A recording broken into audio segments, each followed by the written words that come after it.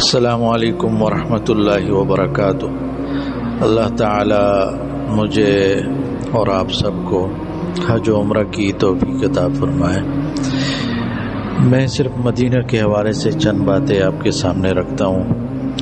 مدینہ منورہ جہاں پہ نبی صلی اللہ علیہ وسلم نے ہجرت کی اور وہاں پہ فوت ہوئے، وہیں پہ ان کا قبر مبارک ہے۔ اور مدینہ بھی حرم ہے جس طرح مکہ حرم ہے۔ مدینہ میں جس نے بدعت کی یا بدعتی کو جگہ دی تو اس کے نفل اور فرض عبادتیں قبول نہیں ہوتی، کیونکہ مدینہ کا احترام ہے۔ مدینہ وہ جگہ ہے جس کے بارے میں نبی صلی اللہ علیہ وسلم نے فرمایا اگر آپ سے ہو سکے کہ مدینہ میں مرو تو مدینہ میں مر جاؤ۔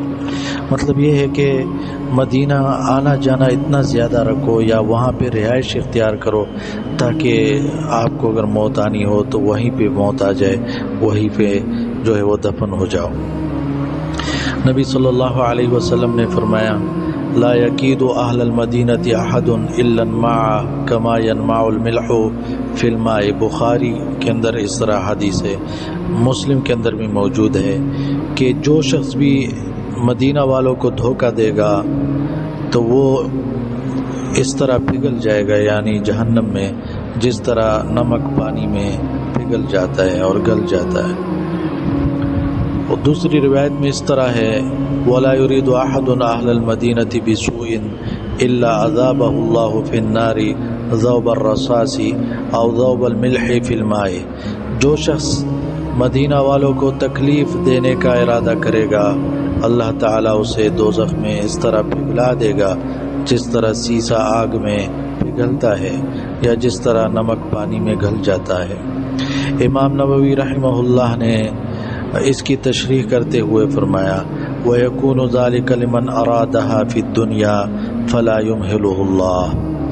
ایسا اس شخص کے ساتھ ہوگا جو دنیا میں اہل مدینہ کے ساتھ برائی کا ارادہ رکھتا ہوگا، اللہ تعالیٰ اسے ایسا کرنے کی مہلت نہ دے گا اور نہ ہی اسے ایسا کرنے کی استطاعت رہے گی۔ ان قریب اللہ تعالیٰ اس کی بادشاہت کو ختم کر دے گا، جیسا کہ بنی امیہ کے دور میں اہل مدینہ کے ساتھ جنگ کرنے والوں کا معاملہ ہوا ہے۔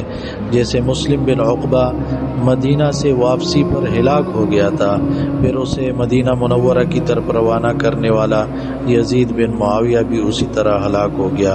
ان دونوں کے علاوہ بھی جس کسی نے ان کے قبیح افعال جیسے شنیع افعال کا ارتکاب کیا اس کا بھی اسی طرح انجام ہوا۔